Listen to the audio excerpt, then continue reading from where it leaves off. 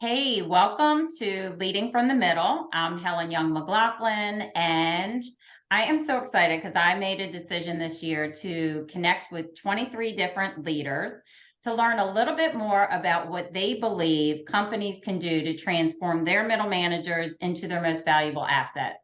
And I do this by asking one question. But before I dive in, I'm super excited to introduce you to Mitali Chopra. She is a business and leadership coach based out of the UK. And I just want to say, welcome, Mitali. Thank you so much for being here. Thank you, Helen. It's my pleasure to be with you on this show. Can you tell our listeners a little bit more about the work you do and maybe some of the previous work you do that relates to what we're talking about today? Yeah, like you mentioned, I'm a business and leadership coach. I'm based in London, and I work with founders across UK and across the world to help them grow their businesses, primarily working and focusing on planning, process, and people side of things. Okay, which most people need, right? Yeah, that's like working on the business. So I just help them focus on the business versus when they're truly focusing in the business and working too much inside it, because the whole idea of growth is to work on the business on these priorities and then scale it out. Prior to this, I have had a long corporate stint. I have started my career with PricewaterhouseCoopers as a SAP consultant. I then moved to GE, which was all about process excellence. And so I'm a certified master black belt and Six Sigma lean specialist. I then moved to a company called Microsoft, where I learned a lot about technology and technology with small to mid-sized businesses. I then moved again, did different leadership roles across marketing, sales, and business excellence. I then moved to GoDaddy, a company which is into website and domain names, and again worked with a lot of small to mid-sized businesses.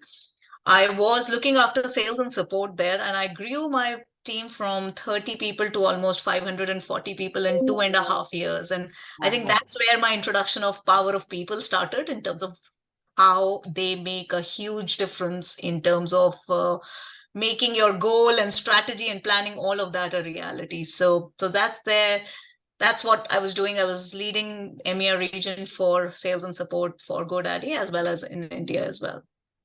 So lots of knowledge here today. This is what gets me so excited.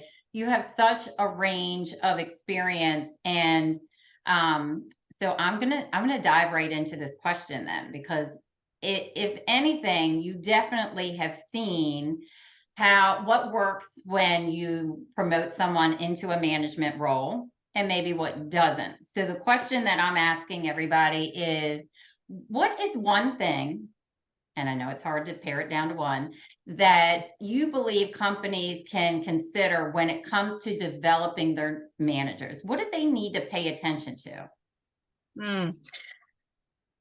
So I think one of the obvious one is creating a support structure around their development, which is very important. Sometimes while it is obvious, many a times due to resource constraints or any other planning constraints, it gets missed out or not done to the level it should be done in terms of the support that is required. But that's, I still feel, is the obvious one. From my experience, one thing which I have noticed, that where companies can be a little more intentional about it, is creating an environment where managers can experience great management. Hmm. Because in my experience, what I have seen is most of the managers kind of work on principles of what they have learned from their managers. Hmm. And therefore it is very important that they have experienced good management styles, they have experienced good management for themselves, to kind of pay it forward. I would say that's very important, and that's, I think, 80 to 90% of their learning, coupled with learning support, what else can be done, just kind of makes it more meaningful for them to flourish and be more successful. So I feel the companies can be more intentional about creating the environment where they can experience I that. love this. So the first thing you said that kind of struck a bell for me was resource constraints as it relates to development. And I'm always perplexed at how if you really looked at the numbers, the turnover costs are so tremendous that if companies actually thought about it a little bit differently and put retention at the top, development to me would be one of the things you would invest in. It's you're investing in the future of this employee. But can we just touch base on this? Because I really can't believe I'm alone in this thought. Logically, you are 200% correct. Like you're absolutely right. It makes sense. Research has proven this. This is it. People, companies should invest and should kind of, put it. But again, tactically, we have seen it time and again. Maybe just stack ranking, very important to very, very important to highly important to critically important can just it's just the same resource. Where do you allocate that money? Where do you put that investment? Where do you focus it? But not everything requires money. A lot of internal depth, like I said, can be harnessed as well. So there's different ways this can be allocated. And you're right. You're absolutely right. Companies should. But in cases when they're not able to, they have to make a choice and a difficult choice. Then it might be called a constraint. Otherwise, just an excuse. Right. I like that. Otherwise, just an excuse that just everybody can lean in, just say, what might be the excuse here? And so then let's pair that with the other thing that you were talking about, which is sometimes we're learning from other managers or leaders who maybe we're not getting enough perspective. Maybe I'll call it that. Maybe we're not really giving our managers enough perspective so that they can learn, this is my own interpretation, they can learn to flex their style. Tell me more about what's important for companies to know when they need to get a little more intentional about their managers being exposed to other, I guess, mentors or ways to lead and manage. Tell me a little bit more about that. So I think companies or people or the HR teams or teams that are responsible for growth and development of managers should, of course, like we all do, start with the assessments phase where they figure out where are they currently, and then look at ways on how do you and where they want to be, of course, where they would like their managers to be, and then look at ways and things that can be fulfilling that gap. And that can be, of course, mentoring and providing that expertise, which comes from their managers. So it's important that their managerial layer is also kind of, either coached or supported in a way that they can provide that mentorship to the budding managers. So that is important. But otherwise, external sources, there's so much, the wealth of resources across the world in terms of expertise which is available. They should dip into it, and that's where resource and kind of judiciously invest in those, because you're right, the linkage is proven. There is no doubt about it that once your managers that layer becomes strong, there are direct business results and benefits that can be derived.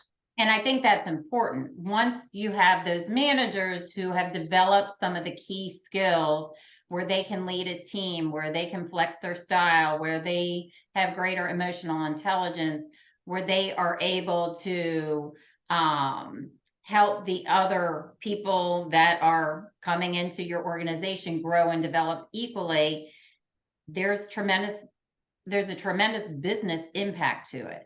One of the things that I found, Mitali, is this thought of results through relationships. Managers, before they became managers, they were probably really amazing individual contributors. Correct.